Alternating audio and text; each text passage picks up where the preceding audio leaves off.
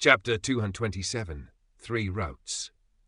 I've also considered the Snow Camel Mountain route, and even though it's quite short, it's several times more likely to encounter powerful demon beasts on this route than the other 2 routes, so it really is quite dangerous, Bai Suan said as her brows furrowed slightly.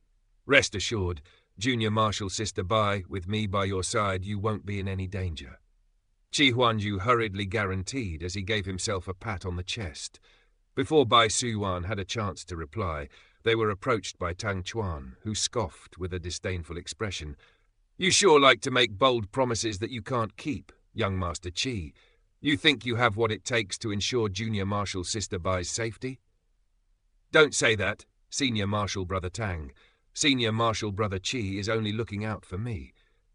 Bai Suan said with a smile. A hint of warmth instantly welled up in Qi Huanyu's heart upon hearing this, and he turned to Tang Chuan with a cold expression as he retorted, What does this have to do with you? Leave us alone. Tang Chuan paid no heed to Qi Huanyu as he said, Junior Marshal Sister Bai, Junior Marshal Brother Chen and I are planning to take the White Fox Valley route. The rewards reaped along the way won't be any lesser than the Snow Camel Mountain route, and it'll be a bit safer. Our ultimate goal is to hunt down dark snow bears, so there's no need to take any unnecessary risks along the way. Why don't you come with us, Junior Marshal Sister Bai? A hesitant look appeared on Bai Suyuan's face upon hearing this.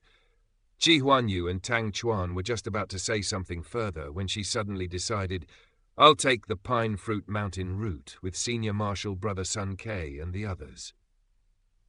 Qi Huanyu and Tang Chuan both faltered slightly upon hearing this, and Sun Ke and the others were also quite taken aback by this decision. The itinerant immortals accompanying Sun Ke were very pleased to see this.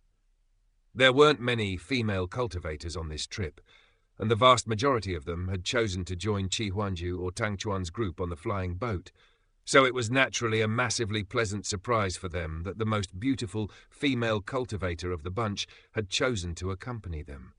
However, Sun Ke was not so pleased. All he wanted was to be able to safely complete this trial, and he didn't want to get involved in these conflicts at all. However, seeing as Bai Suan had expressly chosen him, he couldn't just ignore her, so he had no choice but to turn in her direction. At the same time, Qi Huanyu and Tang Chuan were also looking back at him with fiery contempt in their eyes, and both of them were considering whether they should change the route that they were taking so that they could accompany Bai Suan.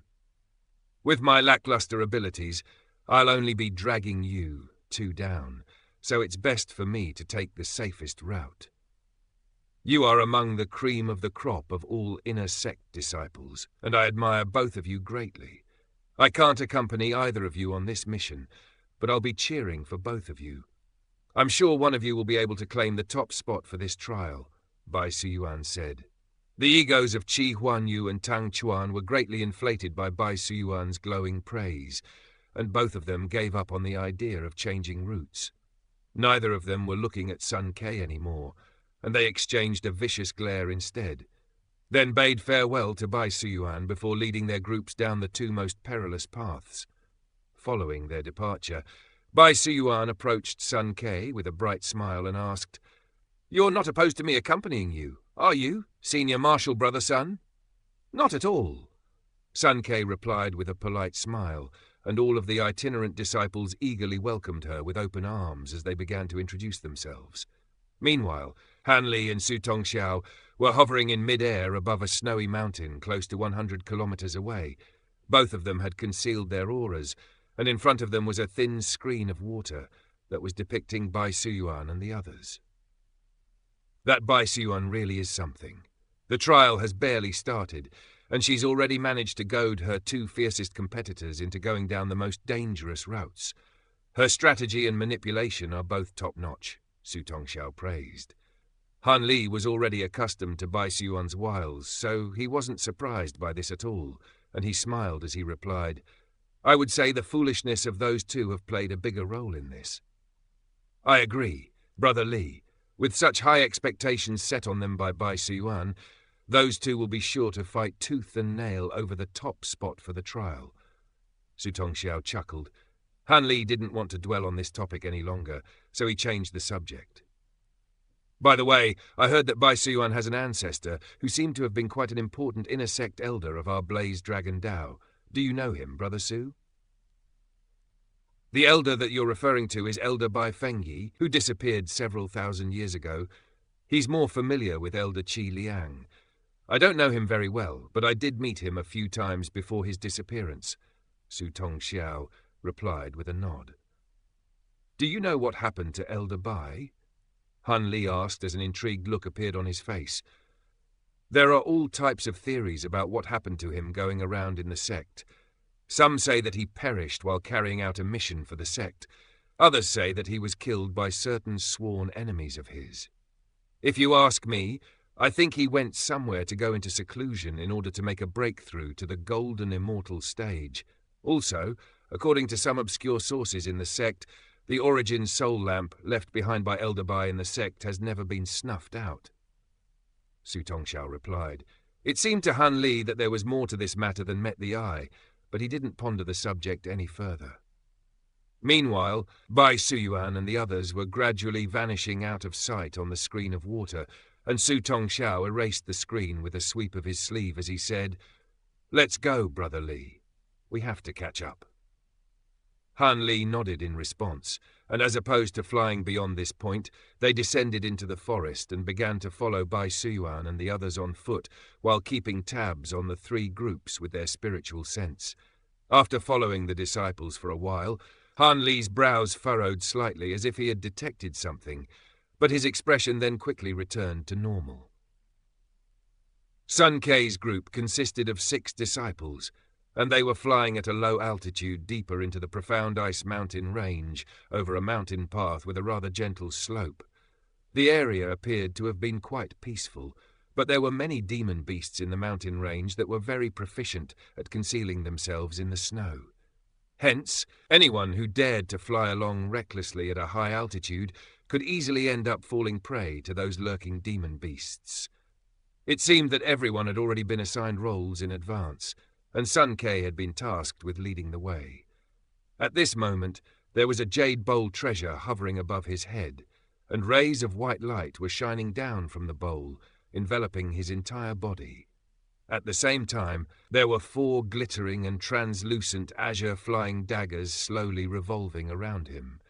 This still didn't seem to have put him at ease, and he was also holding a small yellow shield with a surface that was as smooth as a mirror in his hand.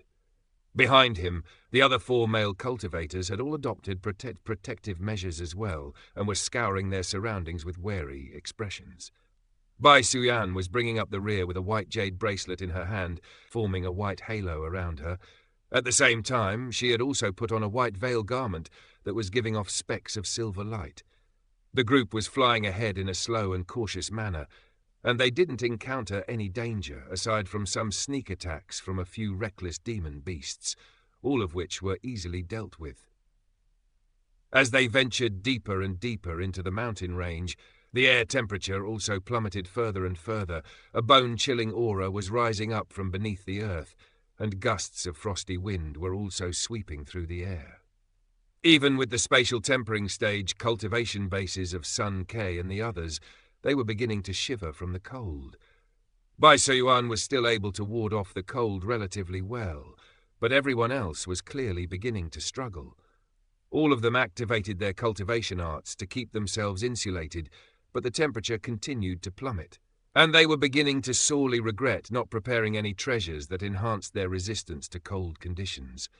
After all, constantly using their cultivation arts to ward off the cold was very taxing on their magic power, which was detrimental to the battles to come, but they had no choice in the matter.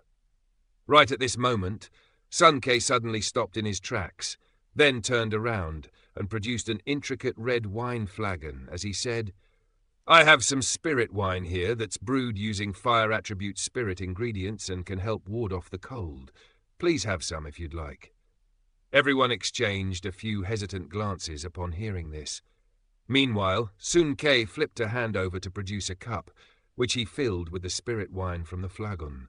The wine had a bright red hue, and it was giving off a fiery red glow.